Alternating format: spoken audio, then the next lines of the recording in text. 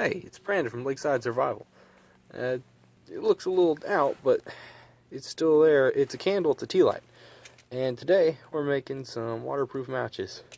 Now, these are like the cheapest matches I can find. I got a pack of, I think, 8 of these for $1 at the Dollar Tree, and that's not bad at all.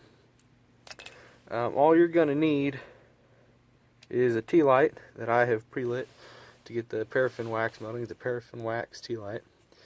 Some electrical tape, something to light it, which we have the matches as well, and then some sort of cutting tool with preferably scissors, and that's what we've got here, and that's for the electrical tape, so it just tears cleanly.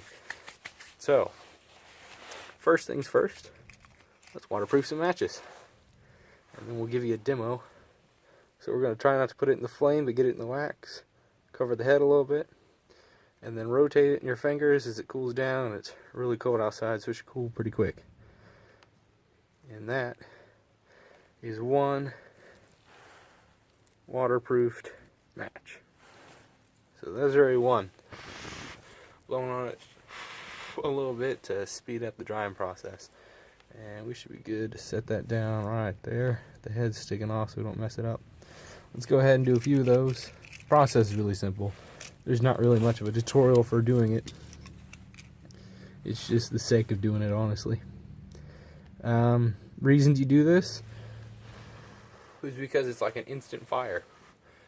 A problem with this, definitely, is that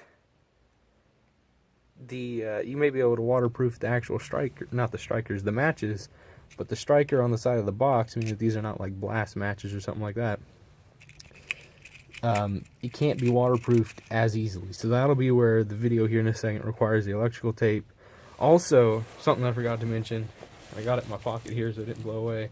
You're going to need some sort of small piece of plastic that's not sticky. It can't be sticky.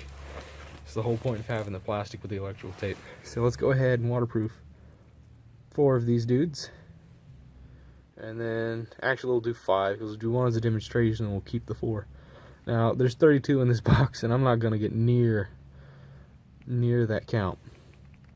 There's no way I'm waterproofing all these. It takes its toll on the actual match itself, just for the record.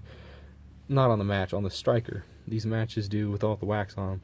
So it'll slow down the process, it'll remove the durability of the striker on the box. Which being that these are cheap matches is already pretty low. So you're not going to be able to do a whole lot, but you don't need a whole lot. And then this will be our 5th and final.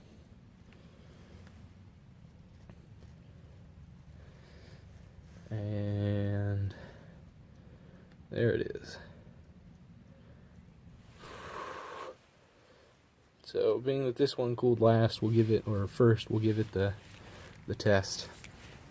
So we use, this box has 2 strikers on it. One of them we're going to use, and we're going to use our waterproofing method on. The other one's just going to be the testing side, and this will be the testing side.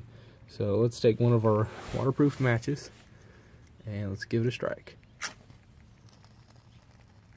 Waterproof, and it still strikes, which is fantastic. Actually, you know, I guess you guys would like to see it being water tested. That'd probably be a good idea to do. So let's get one more, waterproof it real quick. And like I said, it's cold out here, so it'll cool a lot faster. Now, in the summer, I've done this in the summer, it takes a while for it to cool down. The wax is dripping everywhere, and it's kind of a pain, just for the record. So, thinking a good test for this is I'm going to stick it in my mouth. And gotta love the taste of paraffin wax.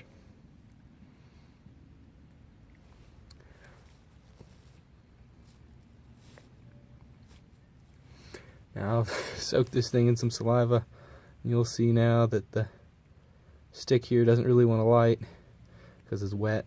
It'll char a little bit, but not too much. Now let's give it a strike.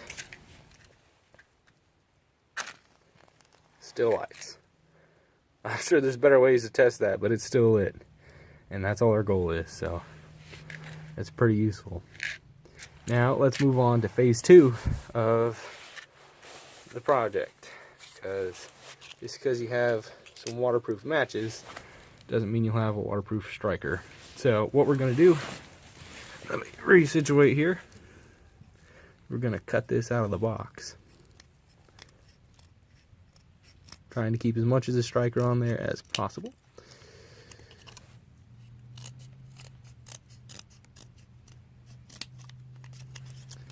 And now it's time to get out our electrical tape.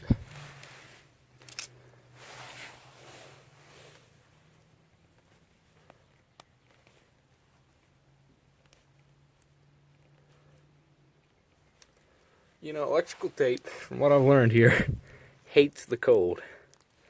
Well, seriously, does not like the cold. Let's get a strip probably about that long, and we'll cut that off.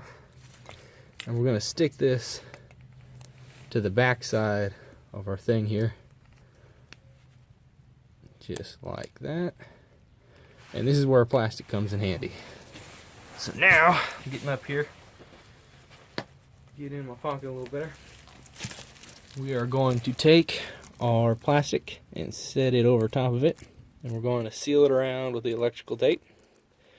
And this keeps the electrical tape's adhesive surface on the one side, because we're getting ready to put another layer on here, from sticking to the actual striker and messing it up. That's a quick way around waterproofing the actual match striker. Put down another piece, just making sure it's waterproofed. Now we cut that off too. There we go. So that is super simple. Now you can trim this up first of all too, which I'm going to do a little trimming. I think my candle went out. I don't know how long that's been out. Doesn't matter, we're done, but still the sake of it went out. Now we got to keep some meat on there to keep it waterproofed. But it's pretty easy to peel out. We're not going to, because we just did this.